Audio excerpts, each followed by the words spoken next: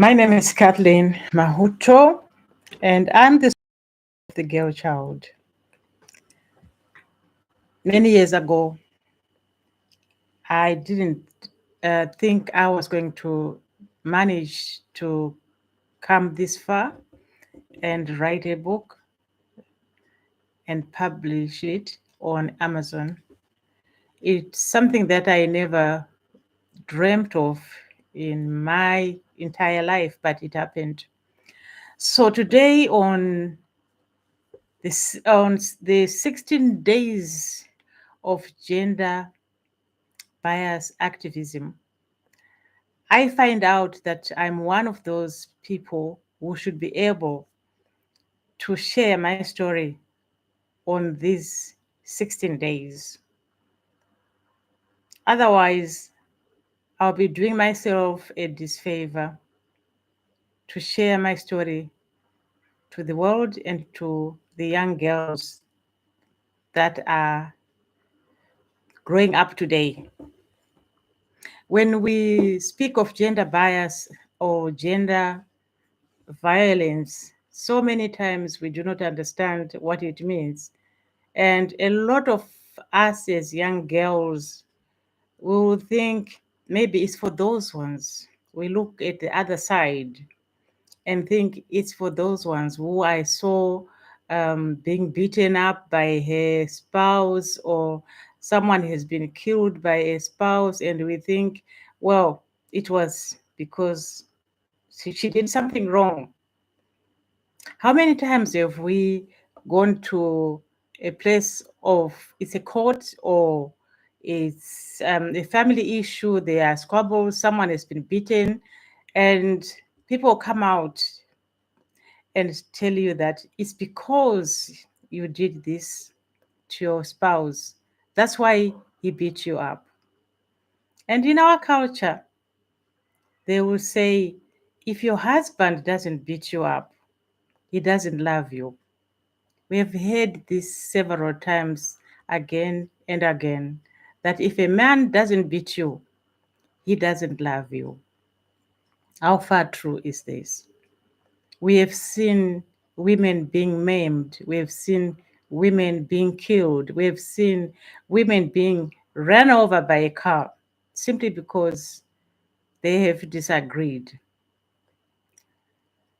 And many times, a woman would never be able to fight a man in real terms.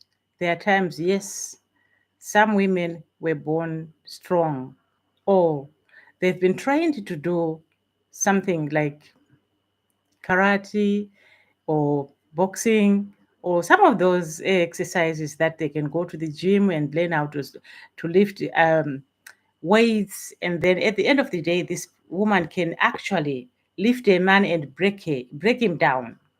These things happen, but for some of us, I think I would not manage to do this because I won't be able to fight back a man.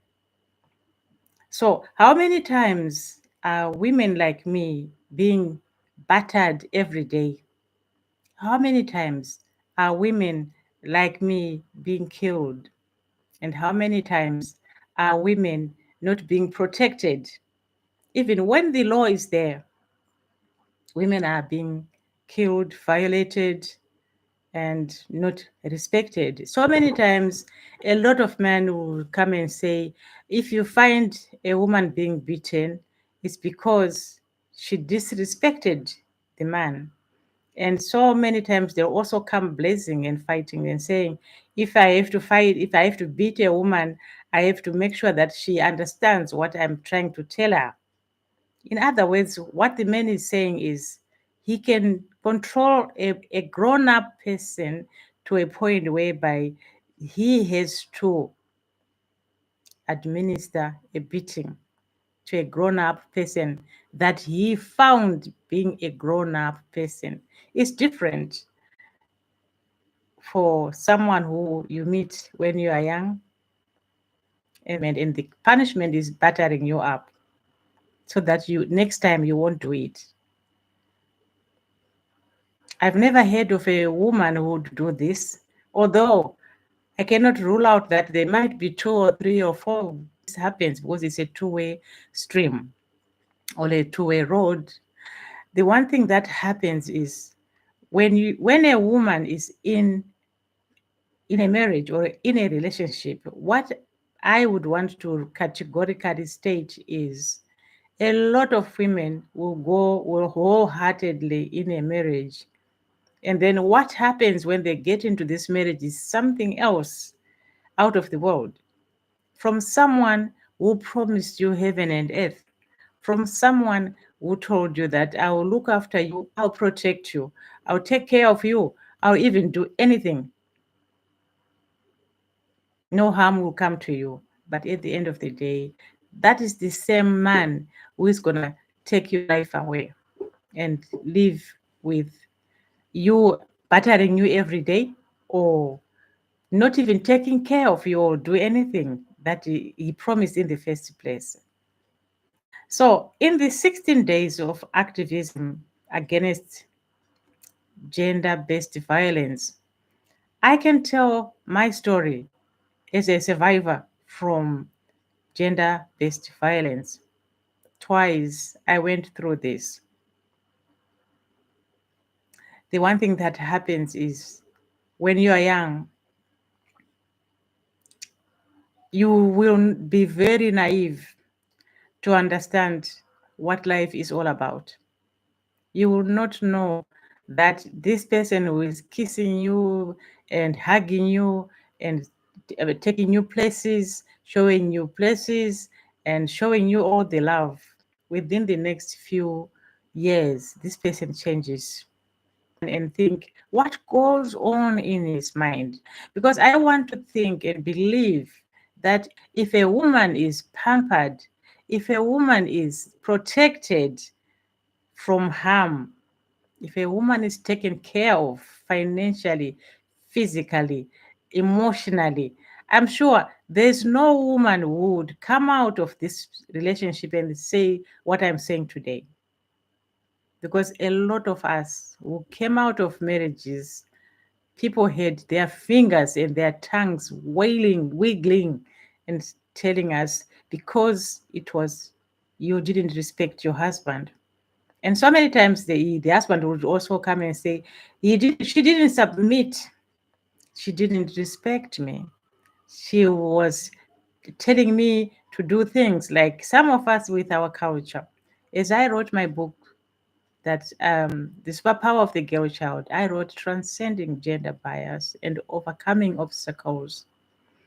The reason why I chose this topic is I looked at myself as a girl child, and I looked at the grandmothers who grew before me. How were they treated by my grandfathers? What did they do? In our culture, our men are told that they can marry as many women as they want. And they are not obliged to stick to one woman, which means they have an open check. They come and say, you cannot have another woman because I'm here. Because they are actually given that wide door to do whatever they want. So in that process, is it easy for a woman to accept that a man can just come in the house with another woman and tell you that I've got this woman I'm going out with these days, or I'm in love with this woman. So if you like it, you can stay, or if you don't want it, you can leave. It's not an easy choice either. So I wonder if a man or if a woman one day would do the same. This is what we hear of people getting killed or murdered in between, because you have come up with this idea of thinking, why should I stay? Why should I stay loyal to a husband who is actually managing to have someone and enjoy? Well, still belong to him. Hence, today we look at how many children, how many girls are not managing to get married. The reason for sure is it is hard for them to get married. I was speaking to the other girl one day, and I said, do you think you would want to get married? How old are you? And she told me she was 26. And I said, okay, 26 is a good age. When do you think you would want to get married? Or are you looking forward to get married at all? She told me that no, she wasn't expecting to do that. Actually, she was terrified. She was looking at herself and asking, if marriage is like this, what am I going to get myself into? Because it doesn't look like marriage as it used to be. I don't know, maybe is it the correct word that I should say as it used to be? Or it has been like that, but women were on the receiving end. Women were quiet and they didn't talk about it. Women, even in our culture, they were told, you do not tell the next door person that you have been beaten today. I even remember my grandmother one day, we got up, she was already up and she was sweeping the yard outside. But she had her side cheek, it was swollen. And when we asked it, what happened? She said she just bashed herself into a pole. Simply because she couldn't spell that, no, your grandfather beat me last night. Because a woman was supposed to be quiet. A woman was not supposed to spell out that you have been beaten or you are being abused. So now we are in this century where social media is there. We are in this century where these children who are born, they are there, the Z, the born Z or whatever generation they are, Generation Z. They are born free. They are independent. They will choose what they want and they will tell you what they want. Is marriage going to work if we continue abusing marriage at all? Or they will say, well, if it is a child, or if a child me, abuse me, not protect me. Because I'll call you that a woman can just accept anything anyhow. It's time that is making her crazy. It's time that you look at yourself and ask yourself again, did what I say make sense to her? Or the way I'm controlling her, if it was her doing it to me, would I feel comfortable? So unless we get to a point where the boy child understands that a girl child is not his enemy, if it was a question of exchanging genders one day and say, since we are here together, I would want to swap. You become a woman and I become a man. Then a man would understand what we go through. So a lot of us, we are here at the mercy of our men. We are here to be ill-treated. We are here to be killed. We are here to be abused. We are here to be maimed. We are here to be called names. We are here just to be diminished and to be told you are nothing. When I look at you, you don't look that good. I remember at one time, my ex-husband told me that you cannot get into my car unless you wrap your head. You cannot get into my car because the way you are dressed. But did I go to my parents to get those clothes? No. That was demeaning. What if he had come out and say, let's see, well, what do you have? Let's see your clothes. I think you need to change that one in a manner where I would feel comfortable. I wouldn't be talking about it today. But I felt useless. I felt not being respected in a way because I looked at myself and think I was that little girl, that pretty, beautiful, tiny little girl. But here I am. I'm a mother now. and someone looks at me and thinks, oh, because I don't like the way you didn't do your hair, I don't like the way your nails are looking. I think I want to believe that's a man's duty to see that you are dressed properly, and he has to provide those clothes. A man should see that you have enough food to eat, and a man should see that you are safe under his wings. He should be there to protect you. He should be there to guide you if possible, but in a good way. Because so many times we do not get those things. Hence, you see women getting crazy. And men will always think, why is she getting crazy? She doesn't submit to me. The moment you find a man asking you to submit or respect, what it means is something has gone wrong in this marriage. Someone is becoming a narcissist who thinks a woman should just submit to him because he is the superpower. He is the one who actually gives you this breath that I'm using comes from him. Because if it wasn't, a man would understand that it's not about being controlling. It's not about being a narcissist. It's not about using abnormal words. It's not about telling someone off. The real issue is we need to respect each other. We need to learn each other because we all came from different homes. My foundation can be different to yours. My family will also be different to how your family behaves and how they do things. I never saw my mom being beaten by my father, but probably you are coming from a home where your mother was beaten up every day, where your mother was abused every day.